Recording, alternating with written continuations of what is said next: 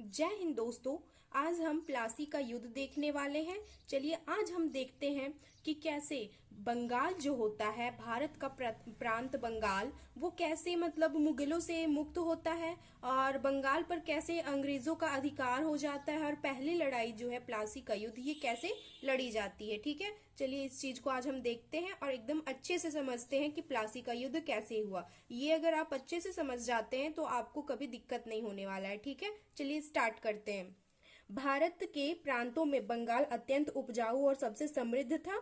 ठीक है, 1707 ईस्वी में औरंगजेब की मृत्यु हो जाती है। क्या होता है कि 1707 ईस्वी में ना औरंगजेब की मृत्यु हो जाती है। इसके बाद से मुगल शक्ति कमजोर हो जाती है। 1707 के बाद जब औरंगजेब की मृत्यु होती है तो हम लोग को भी पता है कि मतलब उसके बाद मुगल सत्ता जो रहती है वो कमजोर पड़ने लगती है। वहां पे वैसे मतलब लायक के शासक नहीं होते हैं जो अच्छे से मतलब नेतृत्व कर सके अपने शासन का। सब ऐसे ही होते हैं जिसके कारण उनकी शक्तियां कम होने लगती है और उनका अंत हो जाता है। ठीक, जिस कारण क्षेत्रीय स्वायत्तता ने जन्म लिया। मतलब जब जब शासक ही मजबूत नहीं होगा तो उसके अंदर जो भी क्षेत्र है वो आजाद तो होंगे ही होंगे ना। तो उसी वक्त से क्या हो गया कि जो भी है उसके अंदर मुगल सत्ता के अंदर जो भी क्षेत्र थे वो कुछ कुछ क्षेत्र जो रहते हैं वो उनकी शक्ति के कमजोर होते देख खुद को अलग करने लगते हैं। ठीक है, एक अपना अलग प्रांत बनाने लगते हैं। ठीक है, औरंगजेब के समय से ही मुर्शिद कुली खां बंगाल में नियुक्त था। मतलब क्या था कि औरंगजेब के समय से ही ये जो मुर्शिद कुली खां है ना, ये बंगाल में नियुक्त रहता है। ठीक है, इसे औरंगजेब ही भेजता है। ठीक है, जब औरंगजेब की मृत्यु हो जाती है तो मुगल जब औरंगजेब की मृत्यु हो जाती है तो मुगल शासकों में कोई अच्छा नेतृत्वकर्ता नहीं होता है। ठीक, उस वक्त मतलब मुगल जब भी औरंगजेब की मृत्यु होती है उसके बाद क्या क्या है कि मुगल शासक में कोई भी अच्छा नेतृत्वकर्ता नहीं रहता है। इसलिए मुर्शिद कुली खां बंगाल को मुगलों के नेतृत्व से हटाना शुरू कर देता है। ठीक है, वह स्वयं बंगाल का निर्णय लेने लगा और वहां का शासक बन बैठा, लेकिन इसने मुगलों को टैक्स देना जारी रखा ताकि बंगाल में कोई आक्रमणकारी आते हैं तो उनकी सुरक्षा हो सके। क्या होता है ना कि औरंगजेब की मृत्यु हो जाती है। ठीक है, उसके बाद जो भी शासक रहता है, बहादुर शाह, ये सब एक ऐसा वैसा मतलब ऐसा शासक नहीं रहता है जो अच्छे से नेतृत्व कर सके। ठीक है, तो वो क्या करता है मुर्शिद कुली खां कि वो बंगाल को ना अलग करने लगता है। मुगल मतलब रहता तो है नाम मात्र के लिए उसके अंदर रहता है, लेकिन क्या करता है कि बंगाल की जितनी भी मतलब जैसे बंगाल है ना, तो बंगाल के अंदर जितना भी निर्णय रहता है वो मुर्शिद कुली खां खुद लेता है और बदले में क्या करता है कि मुगल बादशाह जो होता है ना उसे क्या करने लगता है कि ये टैक्स देने लगता है। ठीक, ताकि अगर कोई बाहरी आक्रमणकारी उस पर आके आक्रमण करे तो वो उसकी सुरक्षा हो सके, इसीलिए वो ऐसा करता है। ठीक है, मतलब वो मुगल को मुर्शिद कुली खां पूर्ण रूप से अपना लेता है, बस उसे इसलिए टैक्स भेजता है ताकि बाहरी आक्रमण से उसकी सुरक्षा हो सके। ये भी आगे चल के बंद हो जाता है। ठीक है, टैक्स भी उसको देना बंद कर देते हैं लोग। चलिए आगे हम देखते हैं कैसे क्या होता है इसे। ठीक, 1651 ईस्वी में अंग्रेजों ने बंगाल के सूबेदार से अनुमति प्राप्त कर करना मतलब व्यापार प्रारंभ करते हैं। मतलब क्या होता है कि 1651 ईस्वी में ना अंग्रेज जो रहते हैं वो बंगाल के जो सूबेदार होते हैं, बंगाल का सूबेदार कोई और होता है, उसे वो अनुमति प्राप्त कर और वहां पे व्यापार करना प्रारंभ कर देते हैं। ठीक है, अंग्रेजों को अजीमुस्तान से 3 गांव प्राप्त होते हैं। क्या होता है कि अंग्रेज को जो रहता है वो अजीमुस्तान से 3 गांव प्राप्त होता है। कहाँ के? बंगाल के। उसको मतलब 3 गांव प्राप्त हो जाते हैं अंग्रेजों को। कौन कौन सा गांव है वो? पहला है मतलब कालिकता। कालिकता है मतलब वही कलकत्ता, कालिकता, गोविंदपुर और सूतानाती। ठीक है, ये 3 गांव जो रहते हैं वो उनको प्राप्त हो जाते हैं अंग्रेजों को। ठीक है, ये उसकी पृष्ठभूमि देख रहे हैं कि कैसे कैसे से प्लासी के युद्ध की शुरुआत होती है, कैसे कैसे बंगाल स्वतंत्र होता है मुगल शासकों से और मतलब नाम मात्र का उसके अंदर रह जाता है। देखिए तो स्वतंत्र लास्ट में हो जाता है और फिर कैसे मतलब अंग्रेज जो रहते हैं वो अपना अधिकार बंगाल पर जमाना प्रारंभ करते हैं। इस सब का ये पृष्ठभूमि तैयार हो रहा है। ठीक है, गांव यह गांव 1698 में अंग्रेजों को प्राप्त हुई थी। अंग्रेजों ने कालिकता में एक शहर की स्थापना की थी। फोर्ट विलियम नामक का एक किला भी अंग्रेजों ने बनवाया था। मतलब जो कालिकता या कलकत्ता जो उन्होंने अपना शहर बसाया था, वहां पे उन्होंने क्या किया, एक किला बनाया। ठीक, उस किले का नाम क्या था? कालिकता या फिर कलकत्ता में फोर्ट विलियम नामक का एक किला बनाता है। ठीक,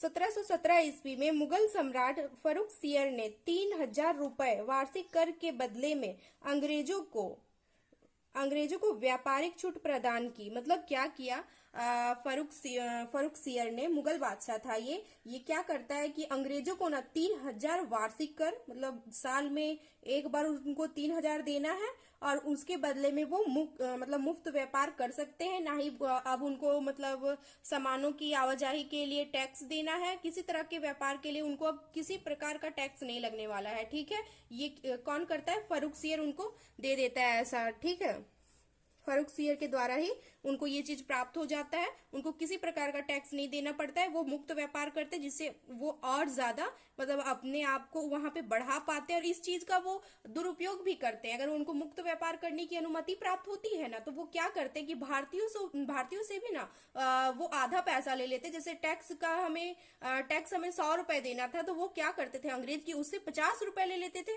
और खुद अपना मतलब उनका सामान को अपना सामान बोल के वो पार करा देते थे। ठीक है, इस तरह से मतलब होने लगा, और बहुत ज्यादा वो राजनीतिक भी करने लगे थे। ठीक है, मुर्शिद कुली खान ने बंगाल की राजधानी ढाका, मतलब बंगाल की राजधानी पहले क्या होती है? ढाका। ढाका से वो मुर्शिदाबाद परिवर्तित कर देते हैं। ठीक है, मुर्शिद कुली खान ने भूमि बंदोबस्त में इराजेदारी प्रथा प्रारंभ की। उसने किसानों को ऋण दिए, परंतु माल गुजारी की वसूली के लिए कठोर कदम उठाए। फलस्वरूप माल गुजारी अदायगी में नियमितता आई। जब मुर्शिद कुली खान उड़ीसा को जीत लेते हैं, तो जब मुर्शिद कुली खां जो रहता है वो उड़ीसा को जीत लेता है, उसके बाद वो खुद को बंगाल का नवाब घोषित कर लेता है। ठीक, मुर्शिद कुली खां, मतलब ये बताने का मतलब मेरा यही था कि ये किस तरह से कठोर मतलब वो पहले किसानों को कर देता है, उसके बाद फिर उसके बदले में क्या करता है कि कर देता है, उसके बाद उसकी वसूली एकदम कठोर तरीके से करता है, जिससे मतलब उसकी जो स्थिति रहती है वो मजबूत होने लगती है।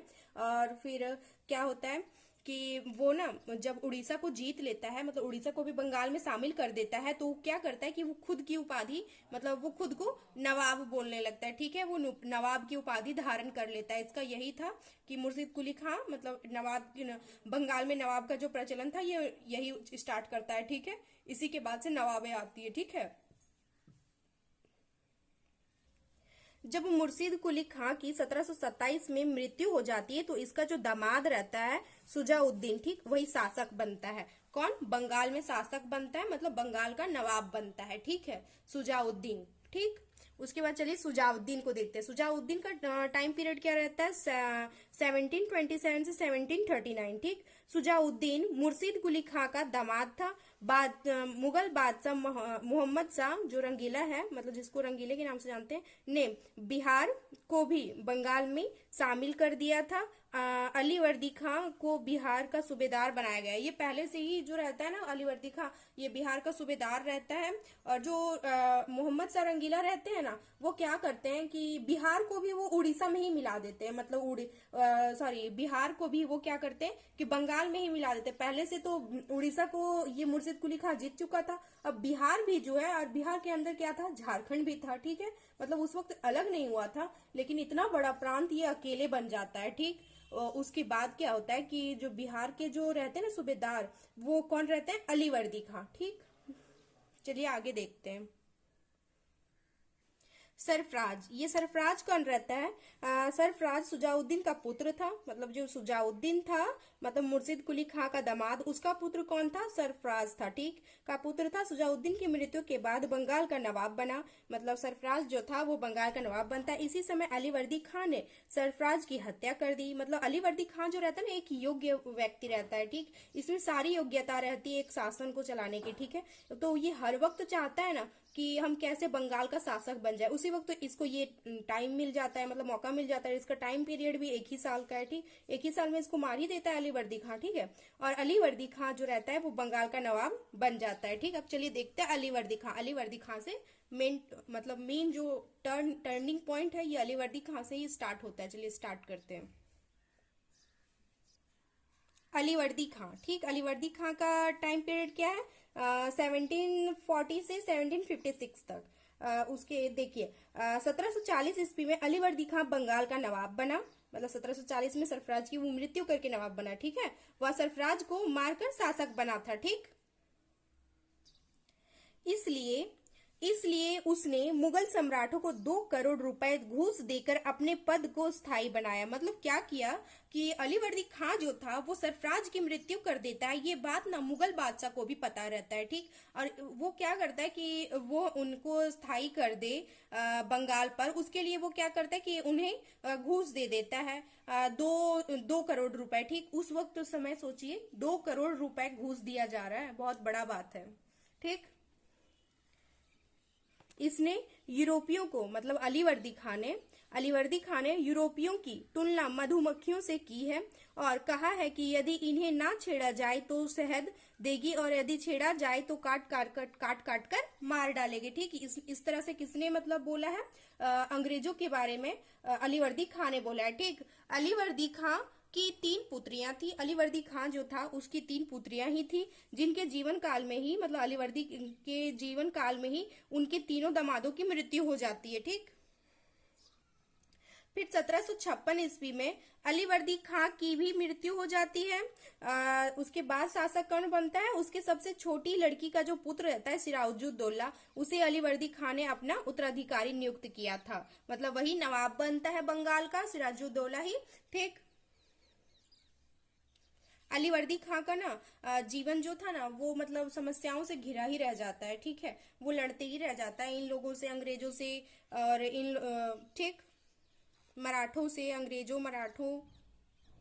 अब सिराजुद्दौला को देखते हैं जो प्लासी का युद्ध करता है अंग्रेज लोग के साथ, ठीक। ये जो सिराजुद्दौला है वो किसका मतलब ये सिराजुद्दौला जो है वो क्या है कि ये किसका है, क्या बोलते हैं कि ये अलीवर्दी खां का मतलब नाती है, मतलब बेटी का पुत्र है, ठीक। अलीवर्दी खां की मृत्यु के बाद उसकी पुत्री का पुत्र सिराजुद्दौला नवाब बना।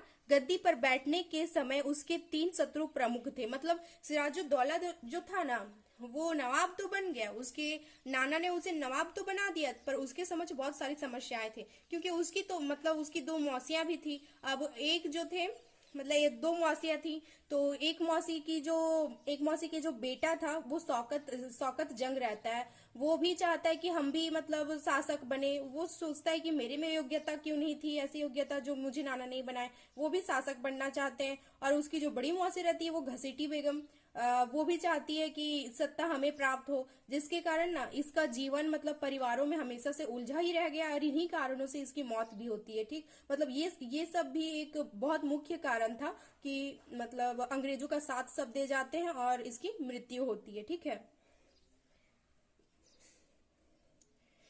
इसमें पूर्णिमा का नवाब, पूर्णिमा मतलब इस पूर्णिमा में इसकी एक मौसी का शादी होता है, ठीक। शौकत जंग, उसकी मौसी घसीटी बेगम तथा अंग्रेजों सबसे प्रबल तथा अंग्रेज जो थे वो सबसे प्रबल शत्रु थे, ठीक। वह अपने परिवार वालों से, ये कट होगा, मतलब वह अपने परिवार वालों से ही बहुत ज्यादा परेशान था। जो सिराजुद्दौला था वो अपने परिवार वालों से ही बहुत ज्यादा परेशान रहता है, ठीक। 1756 ईस्वी में यूरोप में सप्तवर्षीय युद्ध छिड़ जाने से अंग्रेजों व फ्रांसीसियों ने अपने अपने गोदामों को दुर्गीकृत करना शुरू कर देते हैं।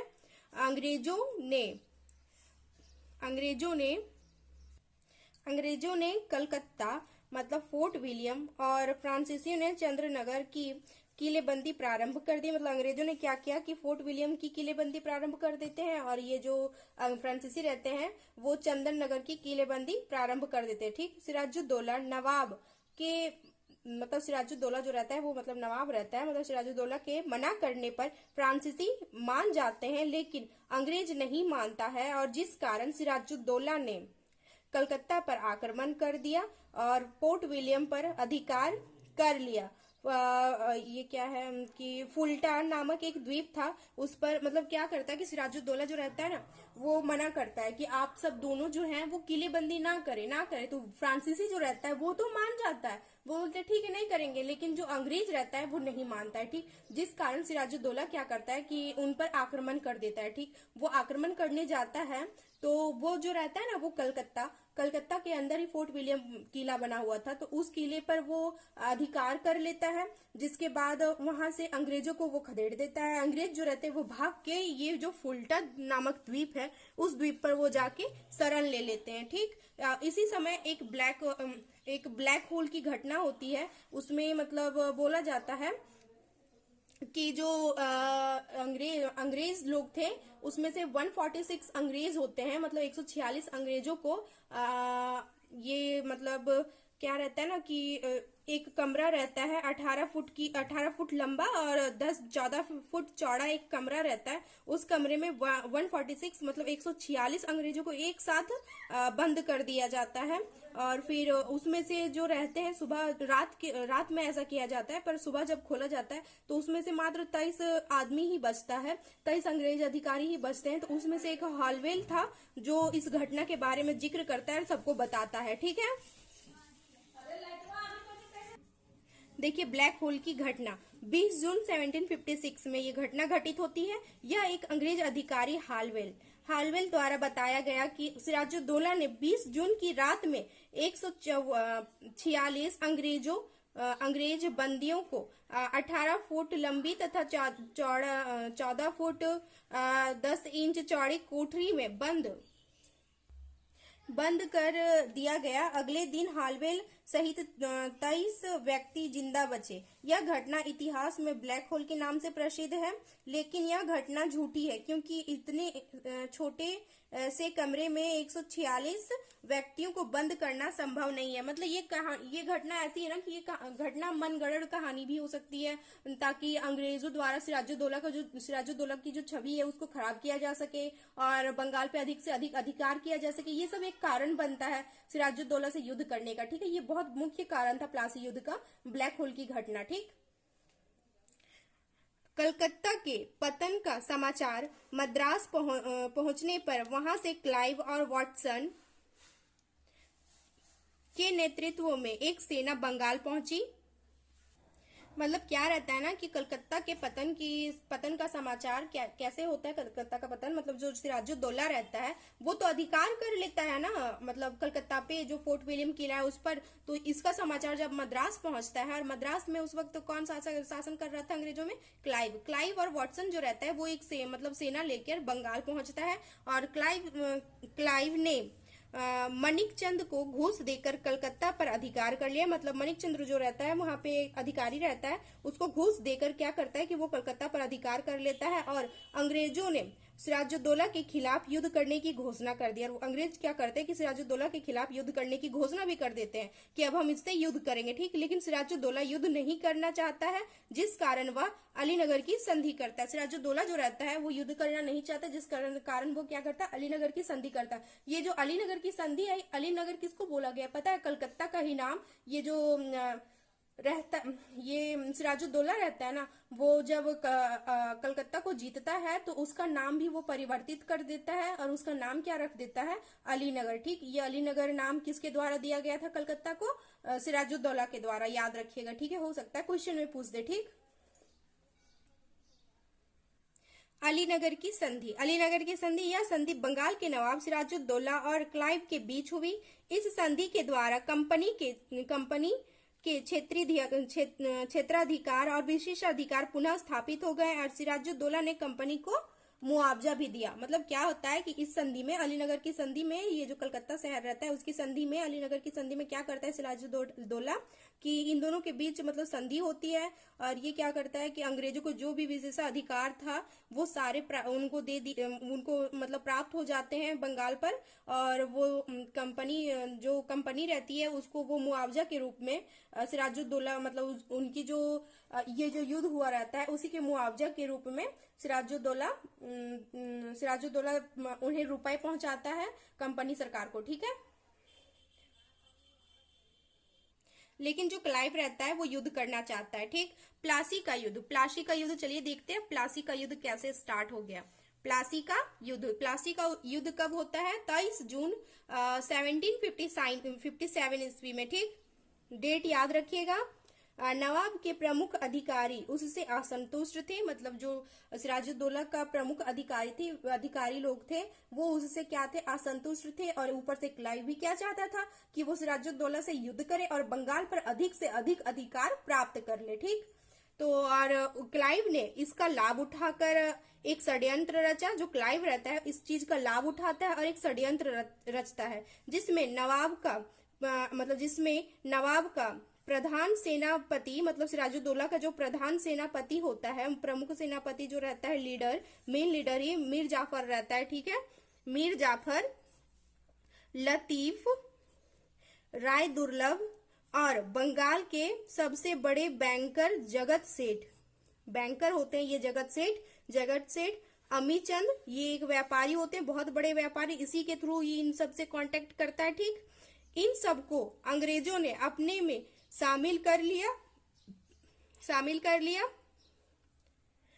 क्लाइव ने इन सब को कुछ ना कुछ फायदे दिखाए थे। मीर जाफर को सीधा बोला गया था कि आप अगले नवाब बनेंगे, जिस कारण से मीर जाफर तो एकदम तैयार था कि हाँ एकदम सिराजुद्दौला को किसी भी हाल में हरा देना है और खुद को बंगाल का नवाब घोषित करवा लेना है, ठीक। जो सिराजुद्दौला रहते हैं, सिराजुद्दौला के ना जो अधिकारी प्रमुख रहते हैं ना, उसमें से बहुत सारे अधिकारी ऐसे होते हैं ना जो उनसे असंतुष्ट रहते हैं, ठीक। उसी में उसका मुख्य सेनापति जो था वो भी मीर जाफर, वो भी असंतुष्ट था। उसे लतीफ, राय दुर्लभ, इन सबको ना अंग्रेज क्या करता है कि खुद में मिला लेता है। इन सबको ना एक लालच देता है कि आप सबों को मतलब कुछ ना कुछ फायदा मिलेगा। मीर जाफर को बोल देता है कि आपको अगला नवाब बना दिया जाएगा, और जो बैंकर रहता है जगत सेठ और अमीन चंद, इन सभी को मतलब बहुत ज्यादा फायदा दिखाया जाता है। लेकिन अमीन चंद को ना ये बीच में मार भी देता है, ठीक। मतलब इससे काम करवा लेता है, उसके बाद इसको मार भी दिया जाता है, ठीक है। क्लाइव की सेना में 950 यूरोपीय सेना जो थे वो पैदल वाले थे, फिर 100 यूरोपीय तोपची थे, 50 नाविक और 2100 भारतीय सैनिक थे, ठीक। नवाब की सेना में लगभग 50,000, नवाब की सेना भी जो रहती है वो 50,000 रहती है, मतलब इनसे बहुत अधिक, ठीक। लेकिन मीर जाफर ने धोखा दिया और मीर मदान और मोहन लाल को मार दिया गया, और फिर सिराजुद्दौला को मार दिया जाता है। क्या होता है कि प्लासी का युद्ध तो होता है, प्लासी का युद्ध मतलब पूरा चलने लगता है कि हाँ प्लासी का युद्ध होने वाला है, और क्लाइव जो रहता है वो अपनी सेना के साथ प्लासी नामक गांव में, ये प्लासी का युद्ध हुआ था इसीलिए इसे प्लासी का युद्ध कहा गया है, ठीक है। तो प्लासी के लिए सब रवाना तो हो जाते हैं, क्लाइव जाता है और इधर से सिराजुद्दौला भी जाता है। पर क्या होता है वहां पे कि जो सिराजुद्दौला रहता है ना, वो तो इसके पास तो 50,000 सैनिक थे, लेकिन क्लाइव के पास बहुत सैनिक नहीं थे। पर क्या करता है क्लाइव की, वो तो पहले से षड्यंत्र रचा हुआ है, उसका मुख्य सेनापति मीर जाफर, ये सब जो भी है, राय दुर्लभ, ये सब है। राय दुर्लभ के पास भी एक अपना मतलब सेना का जो रहता है मंडी, वो था, ठीक है। तो इस सब की सेना जो है नेतृत्व मतलब इसके अंदर जितनी भी सेनाएं थे ये सब तो लड़ाई ही नहीं कर रहे थे, सब तो शांत हो गए, बल्कि उल्टा अपने सैनिक को ही मार रहे थे। तो इसमें क्या हो गया कि नॉर्मली ये तो तुरंत हार ही जाएंगे, जब अपना ही धोखेबाज हो तो फिर दूसरा कोई आपको हरा पाएगा? खुद मतलब अपने घर वाला ही आपको हरा देगा ना। तो इसी तरह इसके साथ भी हुआ, और सिराजुद्दौला मतलब इस तरह से मारा जाता है। सिराजुद्दौला के साइड से मीर मदान और मोहन लाल अच्छे से लड़ाई करते हैं, ये मतलब पूरे मतलब ये सिर्फ इन्हीं के लिए लड़ाई करते हैं, इनके मन में कोई बेईमानी नहीं होती है, लेकिन ये दोनों मारे जाते हैं युद्ध में और सिराजुद्दौला भी मारा जाता है, ठीक। एक प्रकार से यह बहुत बड़ा युद्ध नहीं था, क्योंकि धोखे से प्लासी का युद्ध जीता जीता गया था। इस प्रकार कहा जा सकता है कि मीर जाफर ने पद की लालसा में राष्ट्र को मतलब राष्ट्र से गद्दारी कर ली। क्या होता है कि ये जो रहता है ये बहुत बड़ा युद्ध नहीं था प्लासी का युद्ध क्योंकि ये षड्यंत्रों के द्वारा जीता हुआ एक युद्ध था। ठीक, इसमें तो किसी तरह का युद्ध ही नहीं हुआ, डायरेक्ट से ही सिराजुद्दौला और उसके जो मुख्य अधिकारी रहते हैं वो सब मारे जाते हैं। ठीक, मुख्य सेनापति सब जो रहते हैं वो सब मारे चले जाते हैं। तो इसमें कुछ हुआ ही नहीं वैसा लड़ाई वड़ाई, तो इसको हम लोग उतनी ज्यादा नहीं बोल सकते कि बहुत बड़ा युद्ध था। कोई बड़ा बड़ा युद्ध नहीं था, बस इसमें षड्यंत्रों के द्वारा उसे तुरंत हरा दिया गया। ठीक, प्लासी के युद्ध के परिणाम देखते हैं। क्या होता है कि बंगाल अंग्रेजों के अधीन हुआ और फिर 1947 तक गुलाम बना रहा। प्लासी के युद्ध के बाद ही क्या होता है कि बंगाल जो रहता है वो अंग्रेजों के अधीन जाने लगता है। ये बहुत बड़ा रास्ता था उन लोग के लिए। ठीक, और फिर वो 1947 तक गुलाम ही बना रह गया। 1947 में आजाद हुआ था। ठीक, फिर बंगाल से प्राप्त धन के सहारे फ्रांसीसियों से विजय प्राप्त कर सफल रहे। मतलब क्या करता है, बंगाल में तो बहुत सारे धन उसे प्राप्त होने लगे थे ना, बंगाल से वो तो बहुत सारा धन प्राप्त करने लगा था। उसी चीज के सहारे, उन्हीं पैसों के सहारे वो फ्रांसीसी डच इन सब से युद्ध करके ना, वो मतलब वहां पे इन सब से युद्ध करके इनको भारत से भगा के और खुद वहां का शासक बन जाता है। ठीक, फिर भारत से धन का निष्कासन शुरू हुआ। मतलब बंगाल में जब प्लासी का युद्ध हुआ उसके बाद से ही उनको बहुत ज्यादा पैसे मिलने लगे, तो उसके बाद से ही वो क्या करता है कि धन का निष्कासन भी शुरू कर देता है। ठीक, अंग्रेज समर्थन मीर जाफर गद्दी पर बैठा, जिसके बाद उन्हें 24 परगने प्राप्त हुए। मतलब क्या हुआ कि अंग्रेज शासक जो रहता है, मतलब अंग्रेज समर्थक, मतलब अंग्रेज समर्थन में कौन था, अंग्रेज समर्थक कौन था, मीर जाफर था। मीर जाफर को ही बोला गया था ना कि आप अगला नवाब बना दिया जाइएगा, और ये सिराजुद्दौला का प्रमुख सेनापति होता है जो धोखा देता है। ठीक, और तो ये क्या होता है कि ये तो गद्दी पर बैठ जाता है, लेकिन मतलब इसका कोई कार्य ही नहीं रहता, ये एक कठपुतली बन जाता है। ठीक है, अंग्रेजों का ये गद्दी पर बैठने के बाद क्या करता है कि ये ना अंग्रेजों को 24 परगना दे देता है। ठीक, जहां से ना अंग्रेजों को बहुत सारे धन प्राप्त होते हैं, कृषि के द्वारा, अन्य और चीजों के द्वारा, व्यापार के द्वारा उन्हें बहुत सारे धन प्राप्त होते हैं। अंग्रेजों ने युद्ध में हुए खर्च के बदले में भी 3 लाख रुपए लिए। मतलब फिर अंग्रेज क्या करता है कि मीर जाफर को बोलता है कि युद्ध में हमारे इतने खर्च हुए हैं, हमारे सैनिकों पे इतने खर्च हुए, तो उसके लिए आप हमें 3 लाख रुपए दे दीजिए। वो भी वो अदा करता है। ठीक है, इस तरह से देख सकते हैं कि प्लासी के युद्ध बहुत बड़ा, मतलब इसी के कारण भारत पर अंग्रेजों ने इतने लंबे समय तक शासन किया। ठीक, थैंक यू।